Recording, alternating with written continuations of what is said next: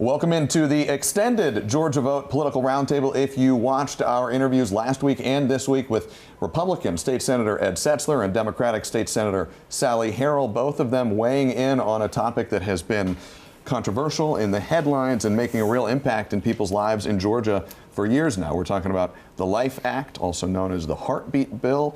It is a restrictive bill, a bill that restricts access to abortion here in our state. To weigh in, share their perspectives, we have our political roundtable here, Howard Franklin, a Democratic strategist, Joshua Edmonds, a Republican strategist. And Joshua, you were involved in the passage of this bill. We'll want to get your perspective on this. And Shannon McCaffrey with the AJC politics team. Thank you guys all for being here. We just saw that interview with State Senator Sally Harrell. Howard, what do you make of that? What do you make of her stance? And how important is this issue going to be for Democrats running in 26? Yeah, I would say of her stance, nothing surprising there at all. I mean, I think Democrats staunchly opposed this bill as it was proposed. They fought tooth and nail through the legislative process and just, knew they didn't started the process knowing they didn't have the numbers to stop the bill. And through all the machinations, it still ended up the way I think many people expected it would. I think that the thing that's different, and I've done a lot of work on behalf of the hospitality industry, the tourism and travel industry, and when progressives have been able to turn back issues like the bathroom bill, some of the more restrictive proposals around abortion, it's typically been because there's been a coalition built, including the corporate community, including members of the progressive community, including sometimes healthcare leaders, et cetera, who can speak with one voice about what ought to happen here. I believe that did happen on a number of these sorts of issues that really can impact the state's bottom line in years past. I don't know that we have that coalition coming together going into 2026. So I don't know how much I expect it to stay at the top line of some of the races that we're going to see next year. It's really interesting, though, because there's a big part of voters who are women, those who are pro-life and pro-choice who are being impacted by these laws in Georgia. Josh, I want to ask you, because you were actually one of the authors of the bill, right? There's been a gray area that both Democrats and Republicans recognize that doctors have a hard time with. They don't know necessarily what they can or cannot do. That thought process, though, when you all were writing the bill, what is your take on that? And is there any way to amend it, to clarify, to give people a little bit more direction on what they can and cannot do? Sure. If you look at the language of the bill, you see a lot of phrases like best medical judgment. And that's the language you see across the Georgia Code that indicates, hey, as a legislature, we are not telling you how to provide care. We're not telling you what to do in every single situation. We're talking about putting safety parameters around certain procedures, certain situations, and then allowing our incredible healthcare community to make their best medical judgment in those difficult circumstances where maybe the lines aren't as clear as when policy is being drafted in a boardroom somewhere. And so in cases like with the Heartbeat Bill, you see directive coming from the Department of Public Health to doctors saying, here's what the law says, here's what the law does not say, and here's where you're expected to act in a certain way or not. And also from the Attorney General's office, there's been directive like that since 2019 up till now, where doctors are being told, you're not going to be placed in a situation where you're being prosecuted for helping to save the life of a child, partly because we have language like best medical judgment, but also because of the framework of the bill itself, where the definitions of abortion are very specific. And it carves out cases like spontaneous abortion and miscarriage, where you're having a tragic, awful, terrible situation that's touched so many families like mine, where you want a child, you want to grow your family, you've chosen to start your family, and then tragedy strikes, and you're suffering a loss. And you're finding yourself in a situation where you need medical intervention to help.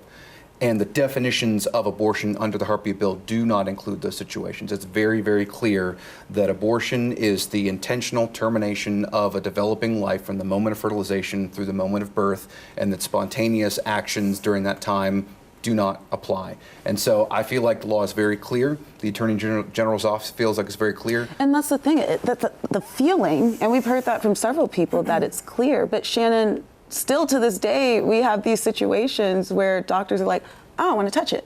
because I don't want to go to jail. Well, and you saw that ambiguity in the Adriana Smith story that popped up this year. This is the woman who had been in an accident. She was pregnant. She was brain dead. She was kept alive for about 4 months, I think, just in order for the fetus to come to term.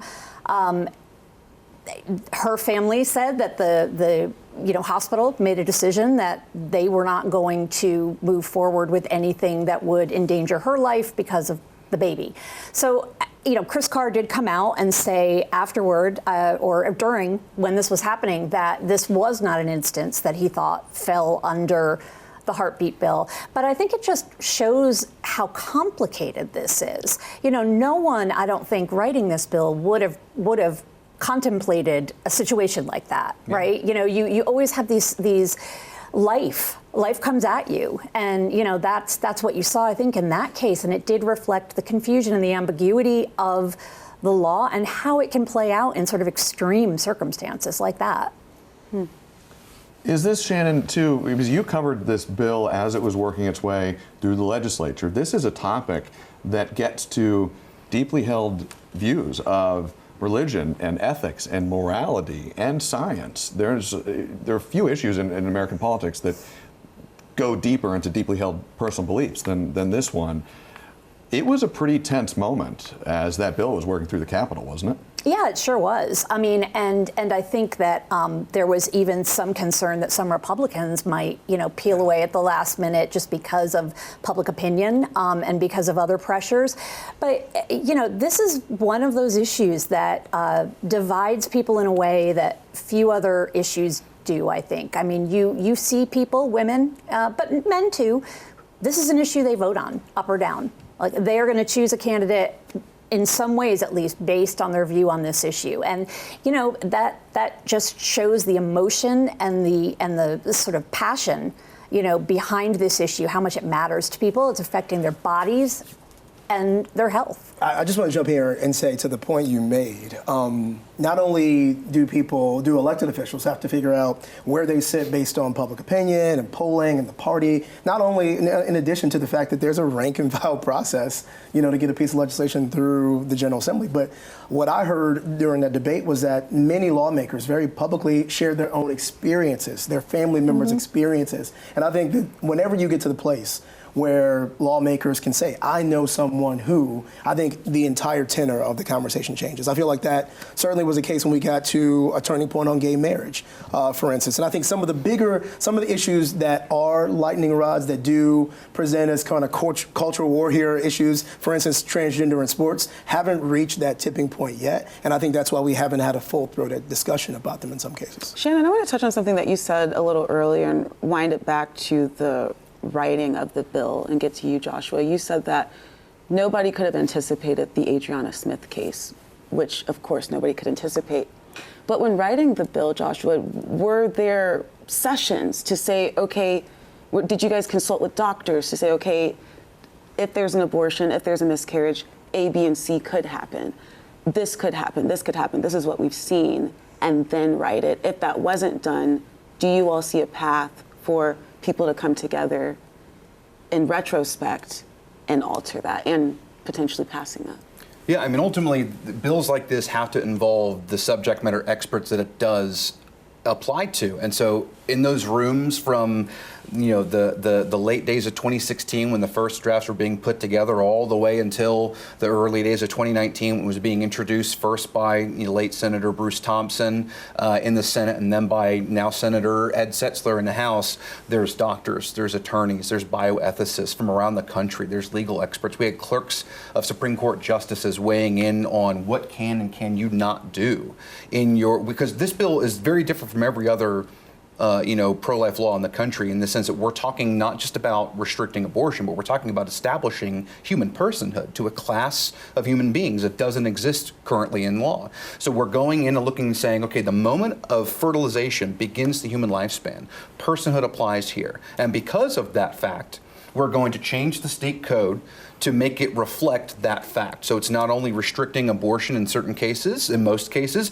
it also adds children in the womb to the population count in the census. It also adds a state-dependent tax exemption on your state income taxes, which everyone has seen for the last couple of years when you're going through your tax preparation software and it asks about were you pregnant on or before December 31st. Yes or no? That's because of the heartbeat bill. That's in our heartbeat bill. And it also has clauses in there that say, hey, listen, if a woman is pregnant and the father of that child is not being supportive and she needs help, she can now sue him for child support to receive financial support just as if that baby were born, because the child in the womb is a person, just like if the child was born and was 3 years old.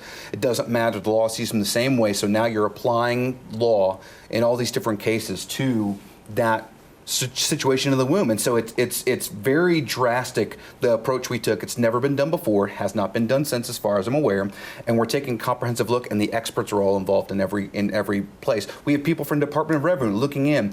I don't know if you recall in one of the committee hearings, there was a conversation that came up. Listen, if a pregnant woman hopped in the Peach Pass lane, does she count as a two? It's like, you know what, technically, yeah. And Joshua, and I hate to cut us off here because this is an important conversation, one that our state's been having for a long time, and we could keep having it, and we will, as a state, as a panel, as a show. We've got to wrap right now. Guys, thank you all very much. Thank you for watching. We appreciate you.